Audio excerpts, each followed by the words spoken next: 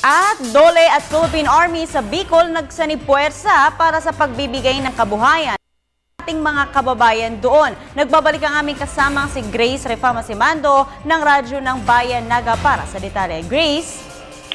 Yes, Princess, magkatuwang 9th Infantry Division ng Philippine Army dito sa Camarines Sur at Department of Labor, inilunsad ang pangkabuhayan program para sa mga pribadong individual upang may iwas sila sa masamang bisyo at huwag mahalinang sumapi sa mga masamang grupo. Ayon kay 9th Infantry Division Chief Colonel Joselito Pastrana, target nilang mabigyan ng kabuhayan starter kits ang mga karpintero, mga welders, mananahi, therapist, mga beauticians, mga nagluluto at mga mason. 5 barangay sa Legazpi tulad ng Tula-Tula, Rawis, Arimbay at Pawa. Doon sa Albay ang pilot areas ng pagkabuhayan program na ito at sa lalong madaling panahon ay ipalalaganap na sa iba pang areas ng Bicol.